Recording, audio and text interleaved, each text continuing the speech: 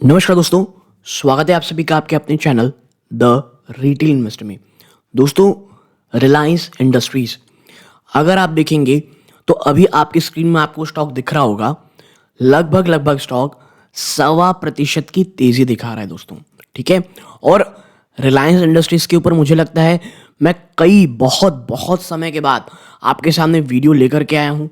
ठीक है, और इस बार वीडियो लाने का मकसद ये है दोस्तों, क्योंकि एक और बहुत बड़ा मर्जर कंपनी ने किया है।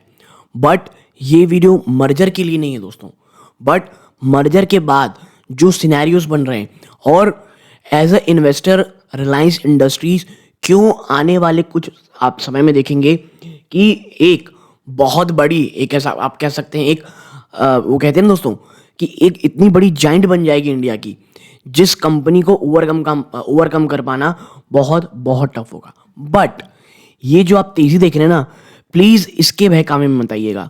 मैं ऐसा क्यों बोलने वाला हूं और आने वाले समय में रिलायंस इंडस्ट्रीज में थोड़ी प्रॉफिट बुकिंग आपको क्यों देखने को मिलेगी, इन तमाम चीजों में दोस्तों आज मैं चर्चा करने वाला हूं। ठीक है, but as a investor Reliance Industries क्यों मुझे पसंद है, और आप देखेंगे पिछले एक साल के अंदर ना रिलायंस इंडस्ट्रीज ने निचले स्तरों पे 2226 से अगर आप देखेंगे तो आपको 31% मोर देन 31% का रिटर्न दिया हुआ है। और सॉरी माफ कीजिएगा, 31% भी नहीं, अगर हम टू बी प्रिसाइज रहे हैं कि भाई कितना दिया है तो आप देखें स्टॉक ने 34%। और देखिए मैं इसीलिए कहता हूं, वो कंपनियां जो आप कहते हैं कि भाई उन निवेशक जो कहते हैं भाई मेरे को ना एटलीस्ट 15% के आसपास का मुझे रिटर्न चाहिए, प्लस मुझे कोई बहुत बड़ा खतरा नहीं लेना है। ठीक है, मुझे रिस्क बहुत कम लेना है मिनिमम, क्योंकि देखिए अगर आप बाजार में आए हैं तो आपके सामने रिस्क तो रहेगा ही रहेगा। रिस्क चला जाए ऐसा कभी नहीं हो सकता। ठीक है, प्लस आपकी जो इन्वेस्टमेंट है, अगर बाजार टूटे, और हमेशा याद रखिए अगर बाजार में क्रैश होता है कोई स्टॉक नहीं बचता है। ठीक है, लेकिन अगर टूटे तो एक स्टेबिलिटी भी प्रदान करे। ठीक है, स्टेबिलिटी भी प्रदान करे। तो ऐसे में ना दोस्तों ये 3 पैरामीटर्स होते हैं जिनका रिस्क प्रोफाइल बहुत कम होता है इन्वेस्टर्स का। रिलायंस इंडस्ट्री ओन स्टॉक्स में से एक है। ठीक है, और अब आप देखेंगे जिस प्रकार की तेजी, जिस प्रकार की रैली आपको ये रिलायंस इंडस्ट्रीज दिखा रहा है, ये अपने आप में फिनोमिनल रही है दोस्तों। आप देखें एक समय में ये जो आप देख रहे हैं ना, ये जो गिरावट भयंकर, अगर आप मेरे पुराने व्यूअर्स हैं, लगातार बार और हर एक मौकों में मैंने रिलायंस इंडस्ट्री में बात की है कि भैया ये जो रहेगा ना, ये खरीदारी का मौका है, प्लीज़ बहुत आराम से एक्यूमुलेट करें। प्लस वो रिटेल निवेशक जिनके पास एक बहुत बड़ा लमसम अमाउंट नहीं होता है, ये जो आप देख रहे हैं ना ये लेवल से, ये आपको बहुत अच्छा मौका दे रहे हैं आराम से एक्यूमुलेट करने का। और देखें एक काफ़ी लंबा समय आपको इसने दिया है दोस्तों। ये ट्राइंगल देखेंगे कितना लंबा समय, अगर मैं आपके सामने वाकई जिक्र करना चाहूँ एक्यूमुलेशन का, आप देखें ये रहा कब है, ये 1 सितंबर। ठीक है, कब की बात है, जब स्टॉक 2400 में था। गिरते स्टॉक कहाँ तक चला गया दोस्तों, 20 से आप कह सकते हैं 2026। तो इस अक्टूबर में सबसे नीचे गया, यानी आप देखिए यहाँ पे अगस्त है, ये सितंबर, और मतलब सितंबर अक्टूबर लगभग 2 महीना, फिर ऊपर जाते जाते एग्जैक्टली सेम में आप देखें नवंबर, यानी सितंबर अक्टूबर नवंबर, आपके पास आराम से 3 मंथ थे जहां पे यार बहुत आराम से आप एक्यूमुलेट करते। और जैसे ये चीजें खत्म, उसके बाद देखें स्टॉक ने जिस प्रकार की रैली दिखाई, अपने आप में फिनोमिनल रही। ठीक है, इस बीच जब गिरावट हुई, रिफाइनरी में इशू चल रहे थे कि भाई रिफाइनरी जो मार्जिन हैं वो कम हो रहे हैं, प्लस कंपनी के जो Q3 के नंबर्स आए थे वो ठीक ठाक थे, लेकिन उस प्रकार के नहीं थे जिसकी उम्मीद थी।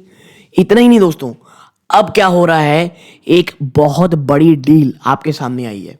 मैं आपके साथ चर्चा करूंगा, कईयों को डील के बारे में पता भी होगा, बट उस डील के बाद जो जेफरीज ने कहा है, ठीक है, जेफरीज ने जो बात कही है ना, वो अपने आप में बहुत पॉजिटिव है दोस्तों। ठीक है, उसमें हम थोड़ी देर में आएंगे, लेकिन देखिए जब स्टॉक इतना ज्यादा भाग जाए, ठीक है 30% आसपास, अब निवेशक क्या करते हैं, यहां पे आप कह सकते हैं इन्वेस्टमेंट की बातें करने लगते हैं 2800 के ऊपर। भाई लेकिन इन्वेस्टमेंट कैसे करोगे, अब आप खुद थोड़ा सोचो। एक स्टॉक जो 30% ज्यादा रिटर्न दे चुका है, बाजार इतना ऊपर है, आप यहां पर कैसे करोगे इन्वेस्टमेंट।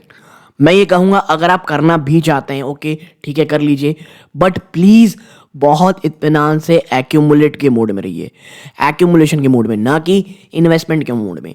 ठीक है, देखिए मैं यहाँ जो आपके साथ चर्चा कर रहा हूँ, यहाँ पे कोई मैं बाइंग और सेलिंग का रिकमेंडेशन नहीं दे रहा हूँ। और डिस्क्लोजर के रूप में मैं आपको एक और चीज़ बता दूँ कि मैं या मेरी फैमिली मेम्बर की रिलायंस इंडस्ट्री में इन्वेस्टमेंट है, और अक्सर रिलायंस इंडस्ट्री में मैं 1-2 बार प्रॉफिट बुक ऑलरेडी कर चुका हूँ कि जब भी स्टॉक गिरता था उसमें एक्यूमुलेशन करता था, और जब ऊपर जाता था उसे हम सेल कर देते दोस्तों।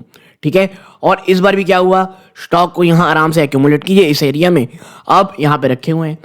और अब खबर क्या आ रही है कि भाई साहब डिज्नी और जियो सिनेमा का मर्जर हो चुका है। अब इस ओवरऑल मर्जर के बाद ना एक आप कह सकते हैं मोनोपोलिस्टिक चीजें हो जाएंगी। ठीक है, मोनोपोली आपको देखने को मिलेगी ओवरऑल मीडिया इंडस्ट्री में दोस्तों, और कईयों को ये बुरा लगेगा और ये खराब है भी दोस्तों, मैं मना नहीं कर रहा हूं, लेकिन जिस प्रकार की स्ट्रैटेजी अपना करके धीरे धीरे चीज़ों को इतना ज़्यादा एसिमुलेट किया गया है कंपनी के द्वारा, तो ये अप्रिशिएबल है। और एक और चीज़ मैं आपको बता दूं कि भाई Reliance industry as a company ये कोई ख़राब नहीं है दोस्तों। ठीक है, मुझे ये लगता है कि रिलायंस इंडस्ट्री में अगर आप एक्यूमुलेशन मोड में हैं, मेरा ये मानना है भैया नीचे में एक्यूमुलेट करें। देखिए आप ट्रेड करते हैं सो इट्स ओके, ठीक है, और अगर देखिए स्टॉक रिलायंस इंडस्ट्रीज का 3000 के ऊपर अगर चला जाता है, जी हाँ 3000 के ऊपर अगर चला जाता है तो दोस्तों देखिए फिर एक नेक्स्ट प्रकार की रैली देखने को मिलेगी। लेकिन देखिए 3000 के ऊपर जाएगा भी तो 3300 से लेकर के आप कह सकते हैं 3500, मुझे ये बिल्कुल भी नहीं लगता कि स्टॉक इसे तोड़ने वाला है जल्दी। और ये मुझे लगता है एक बहुत बड़ा रेजिस्टेंस है, बहुत बड़ा, मतलब दोस्तों बहुत बहुत ज़्यादा बड़ा रेजिस्टेंस ये निवेशकों के लिए काम करेगा। ठीक है, और इसीलिए मैं बार बार कह रहा हूँ कि भैया एक्यूमुलेशन मोड में रहे, कोई बहुत बड़ा इन्वेस्टमेंट करने से बचें। और देखिए जब हम चर्चा कर रहे हैं ना बातों बातों में ही, आप देखें जब मैं स्टॉक दिखा रहा हूँ, स्टॉक में एक ऊपरी स्तरों से बड़ी गिरावट यहाँ आपको साफ साफ देखने को मिल रही है दोस्तों। ठीक है, आपको पता है जो शेयर बाजार है उसमें कल बहुत निफ्टी में दोस्तों कल बहुत बड़ी गिरावट हुई। ठीक है, बाजार ने एक बहुत बड़ा अपना सपोर्ट भी तोड़ा, जिस कारण ओवरऑल एक बेरिश सिनेरियो बने दोस्तों। ठीक है, बट अब मुझे लगता है जेफरीज ने जो बात की है वो देखने लायक है। देखिए आप यहाँ पे जेफरी ने साफ साफ कहा है दैट जो Reliance industry Viacom 18, Reliance industry Viacom 18, क्योंकि ऑलरेडी वाईकॉम 18 को रिलायंस इंडस्ट्री पहले ले चुकी है, तो और डिज्नी की जो जॉइंट वेंचर हुई है ये 40 रुपए प्रति शेयर ऐड करता है दोस्तों रिलायंस की वैल्यू में, ये जेफरीज ने कहा है। ठीक है, रिलायंस की वैल्यूज में ये ऐड ऑन करता है। ठीक है, आप देखें Reliance Industries Limited has announced a joint venture with Walt Disney to merge their streaming and television operation in India, creating a behemoth value at 70,352 crore. ठीक है, 70,000 करोड़ के पार की एक वैल्यूड कंपनी ने उन्हें बना दी है। ठीक है, और मैं इसीलिए कह रहा हूं रिलायंस इंडस्ट्री, देखिए आपको मैं इसीलिए बार बार कहता हूं इन्वेस्टमेंट की बातें सोचें, ना कि आप कह सकते हैं ट्रेड की। ठीक है, और यही कंपनी कह रही है कि जो रिलायंस का शेयर है 29 फरवरी को जम दिखाया, जो कि दिखा रहा है कब, जबकि कॉन्ग्लोमरेट ने साइन किया दोस्तों strategic joint venture Walt Disney company के साथ to merge their media operations Viacom 18 और स्टार इंडिया। ठीक है, Viacom 18 Star India, the Reliance industry limited Viacom 18 Disney transaction will add ₹40 per share of RL sum of the part of valuation, ये Jefferies से कहना है। जो partnership है वो सिर्फ ये अपॉर्चुनिटी प्रेजेंट नहीं करती दोस्तों कि भाई साहब for enhance ad inventory monetisation, कि भैया एड से पैसे आएंगे, but also promises potential reduction in content cost due to decreased competition. जी हाँ, ये चीज हम भूल जा रहे हैं, हर कोई सिर्फ एडवर्टीजमेंट की बात कर रहा है, बट आपको एक और चीज समझनी पड़ेगी कि इस चीज के बाद जब आपका कंपटीशन श्रिंक होता है तो आपकी कंटेंट कॉस्ट भी नीचे आती है। इसके साथ ही साथ आपकी कंटेंट कॉस्ट नीचे आएगी और शायद निवेशक जो अभी 999 रुपए भी पे करने में झिझक रहा है, शायद 12 साल का जो 1200-1300 है वही पे कर दे, क्योंकि उसको पता है एक साथ बहुत सारी चीजें उसको मिल जाएंगी।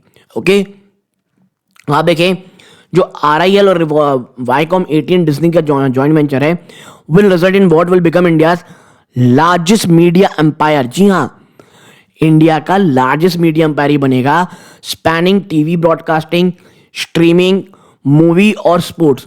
और ये एनालिस्ट एट जेफरीज ये कहते हैं कि जो जॉइंट वेंचर है is poised to secure most lucrative cricketing rights in India. इसके साथ ही साथ भारत में बहुत शानदार क्रिकेटिंग राइट भी कंपनी को मिलेंगी, consolidating its position with a substantial 40% share at this market.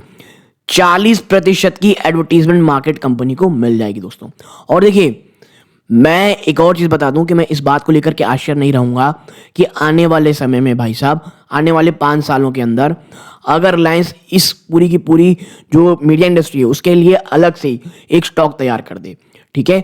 और इसीलिए मैं बार बार आपसे कह रहा हूं कि ये एक बहुत अच्छी अपॉर्चुनिटी है फॉर इन्वेस्टमेंट। आप देखिए यहाँ पे लिखा है कि RIL रिलायंस इंडस्ट्री लिमिटेड और डिज्नी के साथ जो ज्वाइंट वेंचर हुआ है, स्टार इंडिया का जो बिजनेस वैल्यू किया गया है 28,000 करोड़ यानी 3.1 बिलियन में, और जो वाइकॉम 18 की वैल्यूएशन है वो 32,000 करोड़ यानी $4 बिलियन में दोस्तों। तो ओवरऑल आप समझिए ये अपने आप में बहुत बहुत ज्यादा शानदार है। इतना ही नहीं, Disney business valuation often overestimated media reports is substantially lower than preserved at an estimated 40 rupees per share in Reliance, ठीक है भैया। जो डिज्नी के बारे में बात करी आ रही थी उसको बहुत बढ़ा चढ़ा करके बताया जा रहा था, जो कि जब धरातल में सच्चाई आई तो वो बहुत ज्यादा नीचे उसको कर दिया गया दोस्तों। आप देखें, रिलायंस एग्रीड हुआ है दोस्तों टू इन्वेस्ट क्लोजिंग 11,500 करोड़ रुपए दोस्तों इन दिस जॉइंट वेंचर की ग्रोथ स्ट्रेटजी में 11,500 करोड़ डाले गए यानी 1.4 बिलियन। और इस ट्रांजैक्शन की जो वैल्यू बताई गई है 70,352 करोड़ यानी 8.5 billion crore on a post money basis and excluding synergies, ठीक है। आप देखें, the formation of the JV is subject to regulatory share holder and customer approval, है ना, and coming in the last quarter 24 and और द फर्स्ट क्वार्टर ऑफ 25। यानी आप समझिए ये जो अभी देखिए अप्रूवल अभी नहीं मिला है, ये अप्रूवल कब मिल जाएगा, लास्ट क्वार्टर ऑफ 2024 में या 2025 के फर्स्ट क्वार्टर में इस पूरा अप्रूवल मिल जाएगा। And post completion joint venture will be controlled by Reliance Industries limited with 16.34% stake owned by RIL, 46.82% by its arm Viacom 18 और 36.84% by Disney। और जो नीता अंबानी है दोस्तों, ये चेयरपर्सन रहेंगी इस ओवरऑल जॉइंट वेंचर की with farmer world Disney executive Uday Shankar the vice president, ठीक है, वाइस चेयरपर्सन। यानी नीता अंबानी जी इसकी जो रहने वाली हैं वो प्रेसिडेंट रहने वाली है भैया, चेयरपर्सन। तो ओवरऑल जो चीजें हैं it's going to be great. और मुझे लगता है अगर आप वाकई में एक लॉन्ग टर्म इन्वेस्टर थे और आपने रिलायंस में निचले स्तरों में निवेश किया हुआ है, आपने एक बहुत शानदार कंपनी काफी अच्छे वैल्यूएशन में रखी हुई है और आने वाले समय में आप देखेंगे कि स्टॉक और भी ज्यादा अच्छा परफॉर्म करता दिखाई देगा। यहां तक जुड़े रहे, इस बात का बहुत बहुत धन्यवाद। यह वीडियो का अंत है। जय हिंद।